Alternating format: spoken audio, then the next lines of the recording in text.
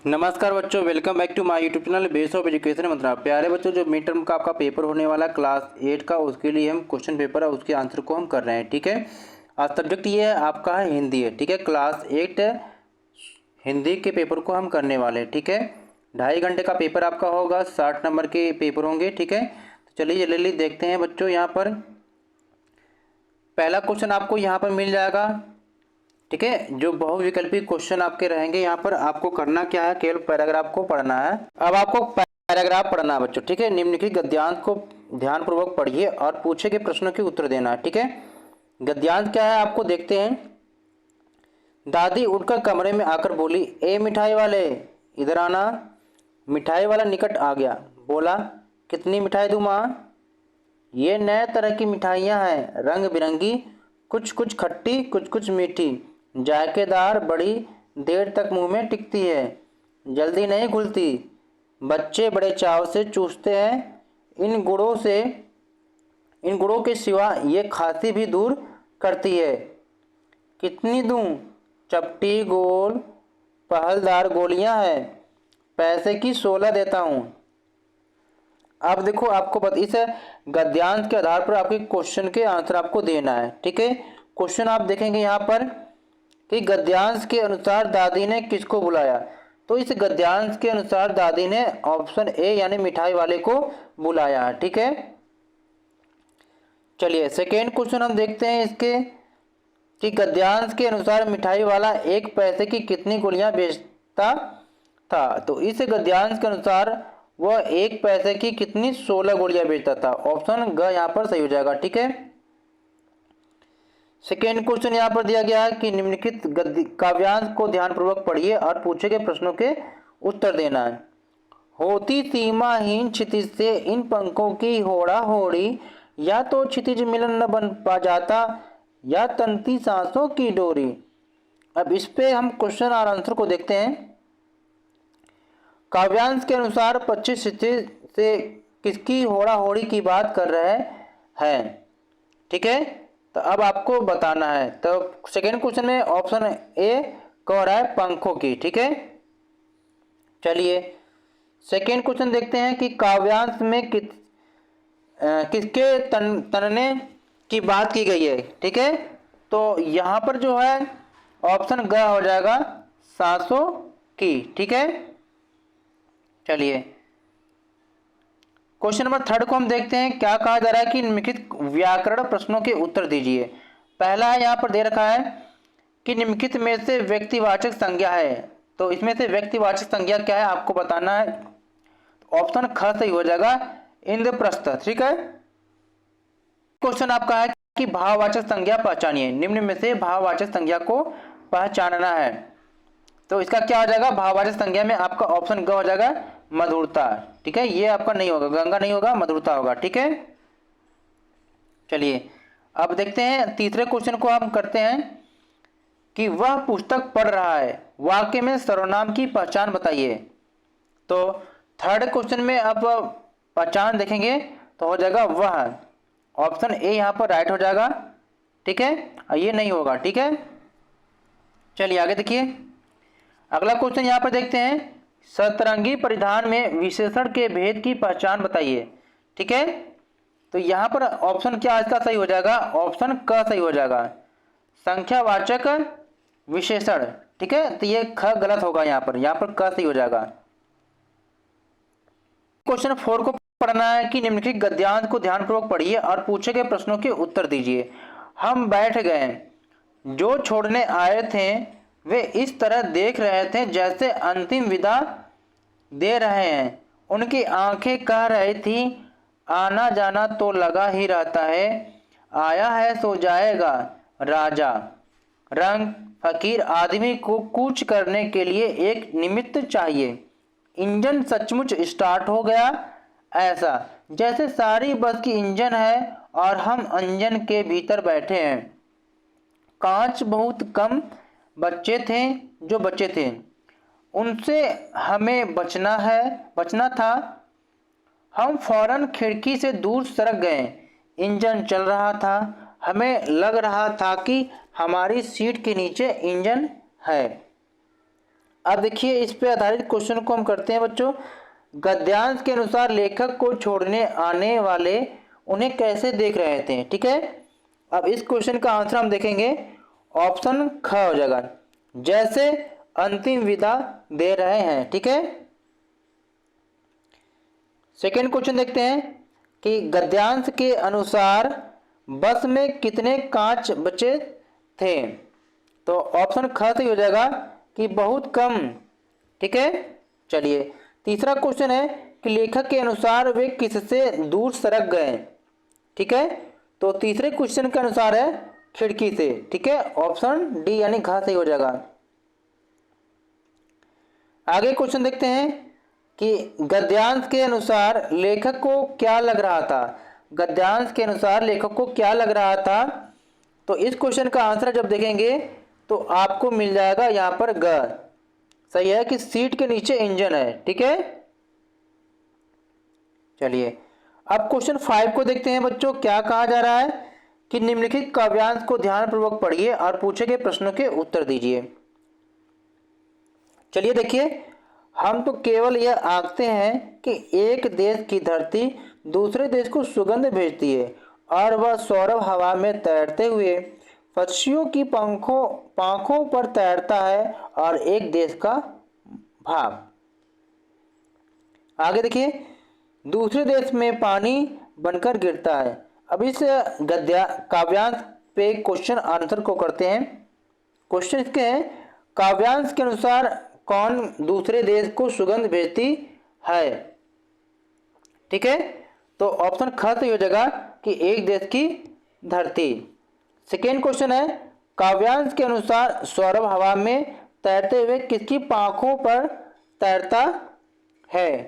तो ऑप्शन क सही हो जाएगा, पक्षियों की। ठीक है, तीसरा क्वेश्चन यहां पर देखते हैं कि कवि के अनुसार एक देश का भाव दूसरे देश में क्या बनकर गिरता है। ठीक है, तो पांचवें क्वेश्चन में ऑप्शन ख सही हो जाएगा, पानी। अगला, कवि के अनुसार एक देश की धरती किसको सुगंध भेजती है। कवि के अनुसार एक देश की धरती किसको सुगंध भेजती है, तो यह क्या है, ऑप्शन यहां पर हो जाएगा चौथे का ख, दूसरे देश को। ठीक है, क्वेश्चन नंबर 6 को हम देखते हैं। यहां पर क्या कहा जा रहा है कि निम्नलिखित प्रश्नों के उत्तर दीजिए। प्रश्न है कि बदलू को लेखक किस नाम से बुलाता था। बदलू को लेखक किस नाम से बुलाता था, तो वह है बदलू काका के नाम से। ऑप्शन ख सही हो जाएगा। ठीक है, आगे कि बस की यात्रा, पाठ में बस की यात्रा कितने मित्रों ने तय की। तो यह कितने मित्रों ने तय की आप बताएंगे, तो यह ऑप्शन ग यानी कि 5 मित्रों ने। सातवां क्वेश्चन यहां पर दिया है कि निम्नलिखित प्रश्नों के उत्तर लिखिए। पहला प्रश्न है कि भगवान के डाकिए कविता की रचना किसने की, जल्दी से बताइए। तो ऑप्शन घ सही हो जाएगा कि रामधारी सिंह दिनकर। सेकेंड क्वेश्चन है कि भगवान के डाकिए कौन है। भगवान के डाकिए कौन है, तो ऑप्शन ख सही हो जाएगा, पक्षी और बादल। ठीक है, ऑप्शन यहां पर खंड ब करेंगे आप। यहां पर खंड ब है कि वर्णनात्मक प्रश्न। ठीक है, कि निम्नलिखित व्याकरणिक प्रश्नों के उत्तर आपको लिखना है। पहला क्वेश्चन यहां पर दिया है कि लड़का शब्द का भाववाचक संज्ञा क्या है। तो लड़का शब्द का जो भाववाचक संज्ञा क्या होगा आपको बताना है। ठीक है, तो लड़का का जो भाववाचक संज्ञा है इसका जो क्या होगा, लड़कपन हो जाएगा। ठीक है, भाववाचक जो इसका लिखेंगे संज्ञा लड़कपन हो जाएगा। ठीक है ना। चलिए सेकंड देखते हैं। सेकेंड क्वेश्चन क्या कह रहा है यहाँ पर कि अभिवादन शब्द में मूल शब्द और उपसर्ग आपको लिखना है। ठीक है, अभिवादन शब्द में मूल शब्द और आपको उपसर्ग लिखना है। तो यहाँ पर देखिए जो मूल शब्द आपका हो जाएगा वह हो जाएगा अभी हो जाएगा। ठीक है, मूल शब्द बच्चों यहाँ पर जो मूल शब्द हो जाएगा यहाँ पर हो जाएगा वादन। मूल शब्द हो जाएगा वादन और जो आपका उपसर्ग हो जाएगा ये हो जाएगा अभी। ठीक है ना, मूल शब्द उपसर्ग आपका हो जाएगा अभी और मूल शब्द हो जाएगा वादन। ठीक है, चलिए आगे देखिए। तीसरा क्या है कि दिन रात में समास बताइए। जो दिन रात में समास होता है वो कौन सा है? द्वंद्व समास होता है बच्चों। कौन सा? द्वंद्व समास। यहां पर लिख लेंगे द्वंद्व समास। चलिए आगे देखते हैं। क्वेश्चन 4, सुगंधित फूल तोड़कर लाओ, वाक्य में विशेषण छाट के लिखो। ठीक है, तो इसमें जो विशेषण इसमें क्या हो जाएगा? इसका जो विशेषण हो जाएगा आपका बच्चों सुगंधित। ठीक है, ये आपका जो सुगंधित है ये इसका विशेषण हो जाएगा, ये छाट कर आप लिख लेंगे। इसका जो है विशेषण आपका हो जाएगा सुगंधित। ठीक है, चलिए आगे कर चलते हैं। क्वेश्चन 9 देखते हैं कि निम्नलिखित प्रश्नों के उत्तर दीजिए। तो यहाँ पर भगवान की डाकिए कविता के अनुसार दूसरे देश में भाव बनकर क्या गिरता है? क्या गिरता है आप बताएंगे। तो ये हो जाएगा, इसका आंसर हो जाएगा पानी। क्या हो जाएगा? पानी। ठीक है, चलिए अगला क्वेश्चन है कि भगवान की डाकिए कविता के अनुसार सुगंध कौन भेजता है? तो अब इसके आंसर आप क्या लिखोगे? एक देश की धरती, एक देश की धरती दूसरे देश को। ठीक है, इसका आंसर हो जाएगा सेकंड का कि एक देश की धरती दूसरे देश को। ठीक है, चलिए आगे देखिए, आगे करते हैं तीसरे क्वेश्चन को। भगवान की डाकिए कविता में वर्णित पेड़ पौधे पानी और पहाड़ किसके अंग हैं? तो ये सारे अंग किसके हैं बच्चों? ये सारे अंग जो हैं प्रकृति के हैं। यहां पर लिख लेंगे प्रकृति। ठीक है, चलिए अब अगला क्वेश्चन है कि भगवान की डाकिए क्या लाते हैं? तो भगवान के डाकिए क्या लाते हैं? चिट्ठियां लाते हैं। तो यहां पर लिख लेंगे आप चिट्ठियां। ठीक है, ये हो जाएगा चिट्ठियां। चलिए आगे चलते हैं अगले क्वेश्चन की तरफ। क्वेश्चन नंबर 10 है। ठीक है, 10 कह रहा है कि निम्नलिखित प्रश्नों के उत्तर दीजिए। बदलू का काम करता था।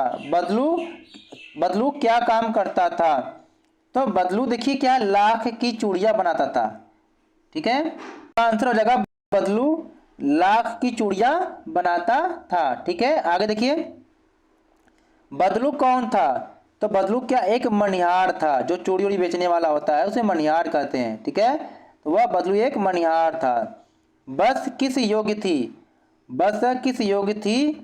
तो यह पूजा के योग्य थी। यहां पर लिखेंगे पूजा।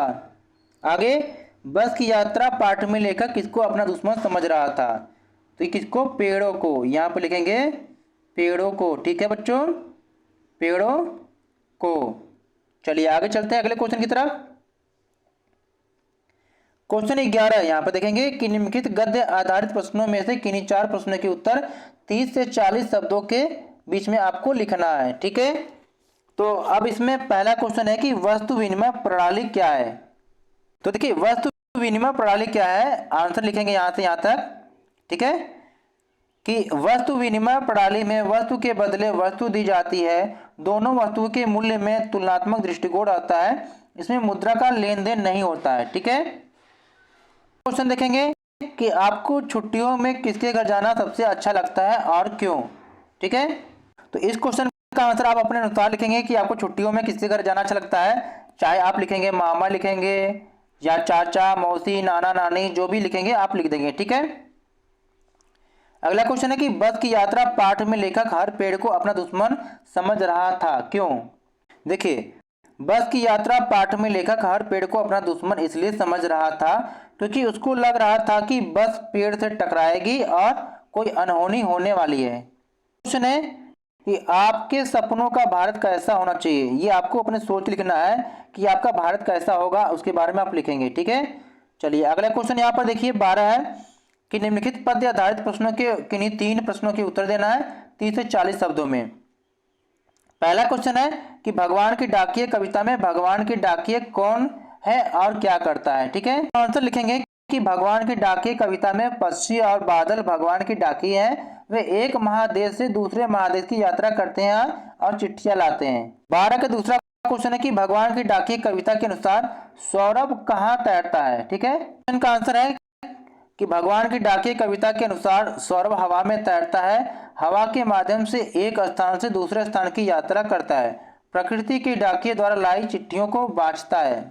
तीसरा क्वेश्चन है भगवान की डाकिए कविता में कवि ने प्रकृति के कुछ अंगों का वर्णन किया है, वे क्या करते हैं? आंसर देखेंगे यहाँ पर कि भगवान की डाकिए कविता में कवि के प्रकृति के जिन अंगों का वर्णन किया है वे प्रकृति के अभिन्न अंग पेड़, जल, पहाड़ आदि है। वे भगवान की चिट्ठियां पढ़ लेते हैं।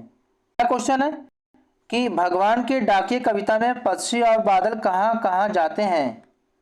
आंसर देखेंगे कि भगवान की डाकिए कविता में पक्षी और बादल एक महादेश से दूसरे महादेश को जाते हैं, भगवान के डाकिए का काम करते हैं और उनकी चिट्ठियों को वाचन करते हैं। ठीक है, अगला क्वेश्चन यहाँ पर है कि निम्नलिखित में से किसी एक विषय पर 80 से 100 शब्दों के में अनुच्छेद में आपको लिखना है। ठीक है, अब इन तीनों में से किसी एक के बारे में लिखेंगे, चाहे बाढ़ की समस्या, दशहरा उत्सव या स्वतंत्रता दिवस के बारे में, तो तीनों के बारे में आप लिख लेंगे। ठीक है, इस सहायता के लिए यहाँ पर थोड़ा सा दिखाया गया है, आप लिख लेंगे इसको ही। ठीक है, कि बाढ़ की समस्या, ठीक है, क्या है बाढ़ की समस्या के बारे में आप लिख लेंगे वीडियो को। ठीक है, इसको पोस्ट करके लिख लेंगे। ठीक है, सारी चीज़ जितना चाहे इतना आप लिख सकते हैं। ठीक है बच्चों, चलिए जल्दी देखिए, चाहे क्वेश्चन को पूरा ना लिखकर केवल ये हेडिंग लिख लेंगे आप। ठीक है, यहाँ से यहाँ तक लिख लेंगे बाढ़ के बारे में, कारण में ये 1 2 3 4 ये पॉइंट आप यहाँ से यहाँ तक लिख लेंगे सारी हेडिंग को। आप प्रभाव के बारे में इसकी भी बस हेडिंग लिख लेंगे। ठीक है, और नीचे समाधान के बारे में आप लिख लेंगे इसकी हेडिंग। ठीक है, ये सारे बस लिख लेंगे, डिटेल ज़्यादा नहीं लिखने की जरूरत नहीं है। दशहरा के बारे में भी आप यहाँ पर संक्षिप्त में लिख लेंगे दशहरा के बारे में। ठीक है, ये सारी चीज़ लिख लेंगे, आपको पता होगा। ये आपके हिंट के लिए मैंने आपको दिखा दिया, क्योंकि आप उस तरह समझ नहीं पाते हैं। ज़्यादा बड़ा नहीं करना है आपको, बस 2 लाइन लिख लेना है सब में। ठीक है, ये देख लीजिए। ठीक है, ये दशहरा के बारे में लिख लेंगे। स्वतंत्रता दिवस के बारे में भी आप यहाँ से थोड़ी बहुत बातें लिख लेंगे, छोटा मोटा। ठीक है बच्चों, देखिए समझ लीजिए, ये दशहरा के स्वतंत्रता दिवस के बारे में आप लिख लेंगे। ठीक है, 14 यहाँ पर कि निम्नलिखित में से किसी एक विषय पर लगभग 80 से 100 शब्दों में आपको क्या करना है कि पत्र लिखना है। ठीक है, क्या लिखना है, फीस माफ़ी के लिए अपने विद्यालय के प्राचार्य जी को प्रार्थना पत्र लिखना है, यानी आपको फीस माफ़ कराने के लिए अपने प्रधानाचार्य को लेटर लिखना है। ठीक है, तो इसका प्रोफार्मा आपको दिखा रहे हैं। ठीक है, आपको समझ के लिखना है। यहाँ पर आपको नाम लिख लेना है, अपना पता लिख लेना है, अपना शहर का नाम, तारीख लिख लेना है, और जिस आप स्कूल में पढ़ते हैं उनके स्कूल का नाम लिख लेंगे आप, प्राचार्य का नाम, स्कूल का नाम लिखेंगे पहले आप, और अपने एरिया का नाम लिखेंगे। ठीक है, बाकी सब चीज़ यहाँ पर सही रहेगा। बाकी जहाँ पर फिल करना है यहाँ पर अपनी क्लास और सेक्शन लिख लेंगे। ठीक है, अपना नाम लिख लेंगे यहाँ पर, और यहाँ पर स्कूल का नाम लिख लेंगे। ठीक है, बाकी यहाँ पर सब चीज़ दिया सेम है, और नीचे आप अपना नाम और रोल नंबर लिख लेंगे। ठीक है बच्चों, इस तरह से आपका एप्लीकेशन कंप्लीट हो जाएगा। दूसरा आपको देना यहाँ पर है कि नृत्य प्रतियोगिता में प्रथम स्थान आने या प्राप्त करने पर अपनी छोटी बहन को एक बधाई पत्र आपको लिखना है। ठीक है, इसका प्रोफार्मा है, अपना नाम, अपना पता लिखेंगे, शहर का नाम लिखेंगे, अपनी बहन का नाम लिख लेंगे यहाँ पर, आप बाकी जो चीज़ें आप लिख लेंगे। ठीक है, लास्ट में अपना नाम लिख लेंगे। ये प्रोफार्मा आपको है, और ऐसे ही कोई ना कोई आपके पेपर में जरूर आएगा बच्चों, इसलिए कंफ्यूज मत रहना, आप लिख कर आना। और यहाँ पर हमने कंप्लीट कर लिया क्लास 8 हिंदी के जो मिड टर्म के लिए क्वेश्चन पेपर और उसके आंसर। ठीक है, ये पेपर आपके प्रैक्टिस के लिए है, कोई जरूरी नहीं है कि ये जो पेपर आपके पेपर में ही सेम टू सेम आएगा। ठीक है, ये आपके बस सैंपल के लिए था। अब प्लीज़ वीडियो को लाइक शेयर और चैनल को सब्सक्राइब कर लीजिएगा। ठीक है बच्चों।